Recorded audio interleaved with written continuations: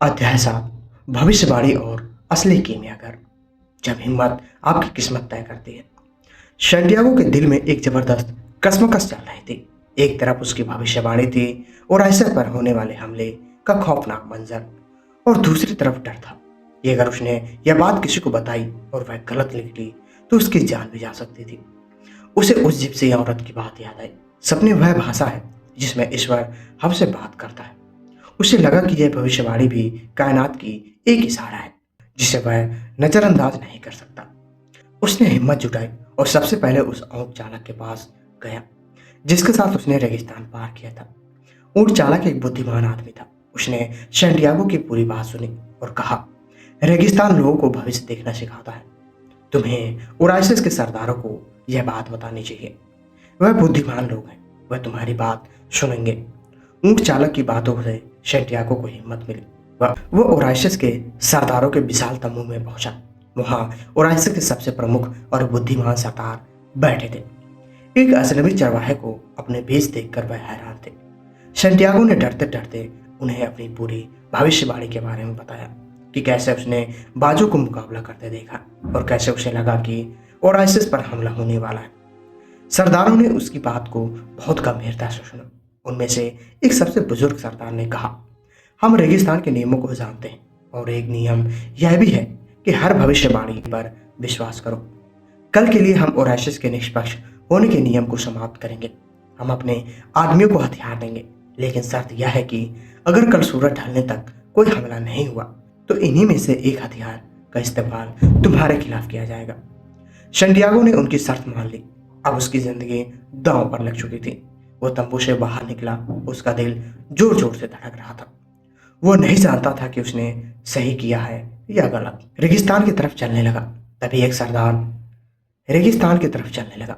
तभी एक जोरदार हवा का झोंका आया और उसके सामने एक घुड़सवार प्रकट हुआ। वो घुड़सवार पूरी तरह से काले वस्त्रों में था। उसके कंधे पर एक बाज बैठा था और उसके हाथ में एक विशाल तलवार थी। वो इतना डरावना लग रहा था कि सैंटियागो को लगा जैसे मौत उसके सामने उपस्थित है। घुड़सवार ने अपनी तलवार सैंटियागो के सिर पर रखते हुए पूछा, कायनात के इशारे समझने की हिम्मत किसने की? सैंटियागो डर गया था, लेकिन उसे मौत का खौफ नहीं था। उसने कहा, यह हिम्मत मैंने की है क्योंकि एक सेना ओराइसिस की तरफ आ रही है और मुझे कई लोगों की जान बचानी है।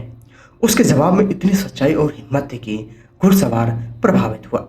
उसने अपनी तलवार नीचे की। सैंटियागो ने पूछा, आप कौन हैं? उस घुड़सवार ने जवाब दिया, मैं वही हूं जिसे वह अंग्रेज ढूंढ रहा है। सैंटियागो समझ गया कि वह महान कीमियागर था। कीमियागर ने सैंटियागो की परीक्षा ली थी, उसकी हिम्मत को परखा था। उसने कहा, जिसकी व्यक्तिगत गाथा इतनी मजबूत हो उसे कोई नहीं मार सकता। कीमियागर ने उसे बताया कि कल जो भी नतीजा हो वो उसे आकर मिले।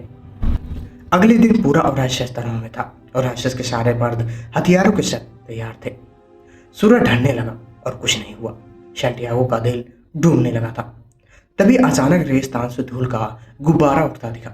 डाकुओं की एक सेना ने ओराइसिस पर हमला कर दिया, लेकिन ओराइसिस के लोग पहले से तैयार थे। उन्होंने बहादुरी से मुकाबला किया और सभी हमलावरों को मार गिराया। सैंटियागो की भविष्यवाणी सच साबित हुई थी। उसने पूरे ओराइसिस को बचा लिया था। उस शाम सैंटियागो की बहुत इज्जत की गई और ओराइसिस के सरदार ने उसे 50 सोने के सिक्के इनाम में दिए और उसे ओराइसिस का काउंसलर बना दिया गया। सैंटियागो बहुत खुश था।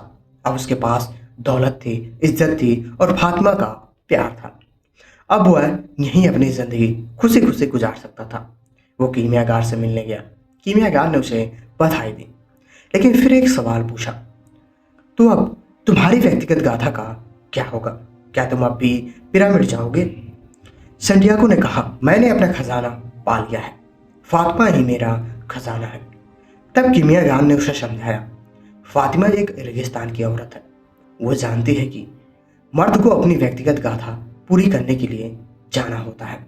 अगर तुम यहीं रुक गए तो तुम खुश रहोगे, लेकिन सिर्फ कुछ साल। फिर तुम्हारे मन में हमेशा एक मलाल होगा कि तुम पिरामिड तक नहीं जा पाए। यह मलाल तुम्हारे प्यार को नकारात्मकता से भर देगा तुम्हें जाना होगा। कीमियागार ने कहा कि वह उसे पिरामिड तक ले जाएगा। अब सैंटियागो के सामने फिर वही सवाल था, प्यार या सपना। क्या वह फातिमा को त्याग कर उस अनजान सफर पर जाएगा? क्या कीमियागर पर भरोसा करना सही होगा? इसका जवाब हमें अगले अध्याय में मिलेगा। मिलते हैं अगले एपिसोड में। तब तक के लिए धन्यवाद।